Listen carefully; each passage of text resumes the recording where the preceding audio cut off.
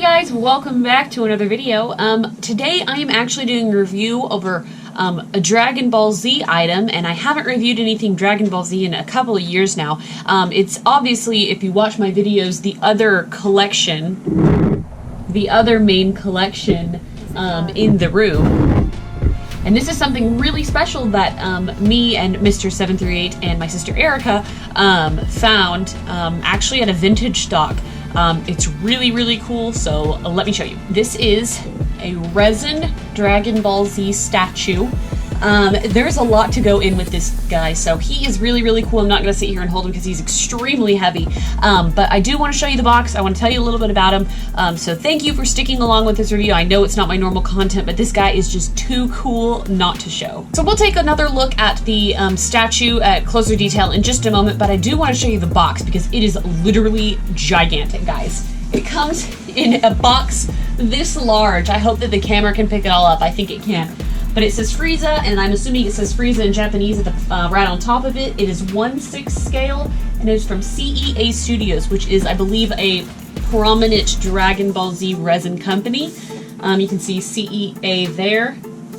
Don't know if it stands for anything.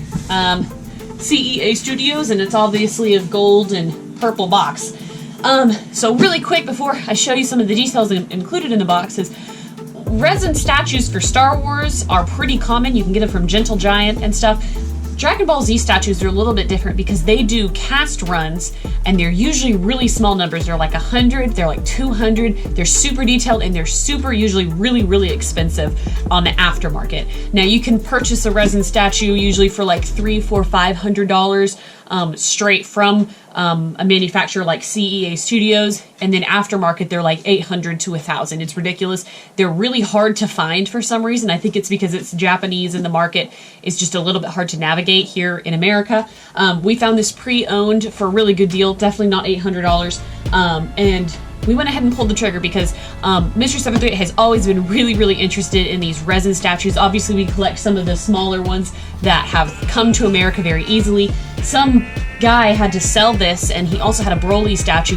The Broly statue was sold out by the time we got there. They'd already sold it, but we did get the Frieza, and it's amazing, and it's huge, and super high quality, and really heavy. I'll do a comparison, actually, with my 1/6 scale Chewbacca statue from Solo to show you literally the size difference. But I just wanted to include that for those of you who don't know that the statue game is a little bit different for Dragon Ball Z than it is for Star Wars. So in the box comes 2 styrofoam pieces that are literally strapped together, because I believe this is how it ships. It might ship in a larger box, but you like have to make sure that you can like pick this up, and it's one of that like really resilient styrofoam, so that's nice too. It also comes with the CEA Studios card that's purple. It says Frieza 1/6 scale, and then Dragon Ball series number 001. And then the card itself just says Frieza 1/6 scale, Dragon Ball Z Studios from CEA. It's not necessarily a certificate of authenticity, but maybe it is. They do it a little bit differently. The envelope's really nice. It's like pearlescent purple. But yeah, that's enough of that background stuff. Let's get on to the statue because it is really dang cool.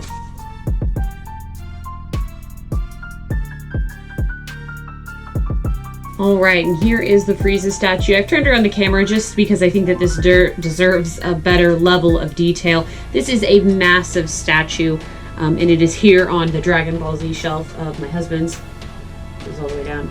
Some stuff over here. But it really definitely takes the cake in terms of presence. Really nice gold and purple detail. Different shades of gold even.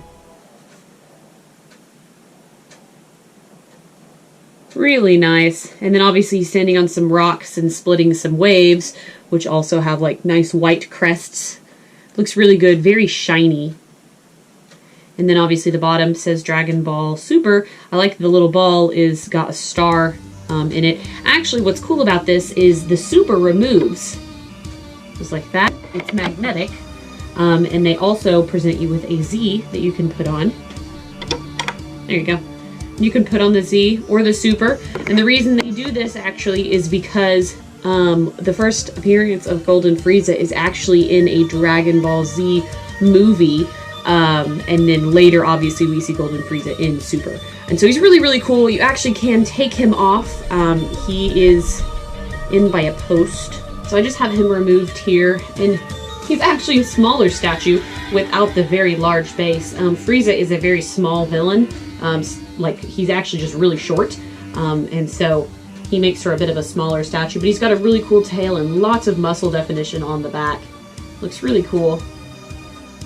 Let's see those butt cheeks there. And then, of course, his tail. And one really cool aspect about the tail, is that it is magnetic and can remove.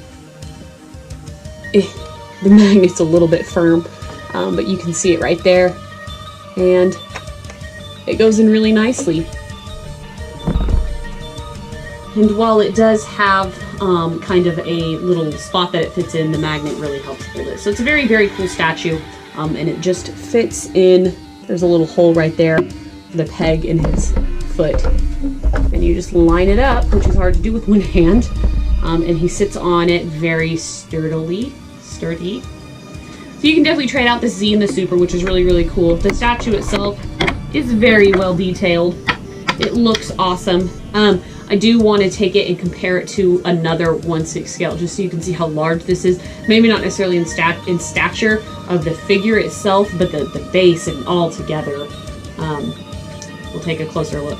Alright, and then here is the comparison with the Chewbacca 1/6 scale that I have here. Sorry, the lighting is kind of weird, but there's the little shelf that I film on, and I've actually removed everything from it because the statue base is so large. It even, as you can tell, hangs off the shelf here, which is just crazy.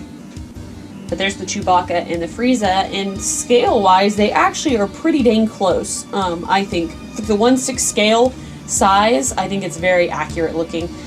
The waves are just gigantic on this thing. It really makes the piece, because, you know, there's one thing, the statue, the character makes the piece, but really having a nice base completes it, in my opinion. So actually, if you take off Frieza and compare him kind of size-wise to Chewbacca, he is a little bit shorter, and that again is because Frieza's character is just shorter in general, shorter stature. But yeah, that's kind of the comparison. I just wanted to show it since that's the other 1/6 scale statue I have, but it's pretty significant in terms of size.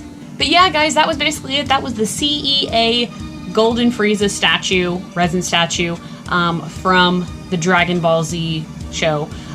Super awesome. I know that my husband's really excited about it. I think it looks fantastic. It's a really, really nice display piece, and he'd really like to pick up some more of these if we can find them in the future, because I think that he's kind of found his niche there.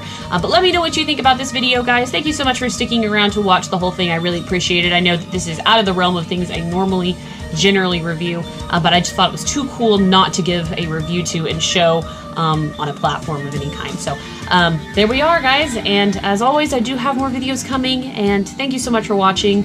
Until next time, guys, I will see you later. Bye.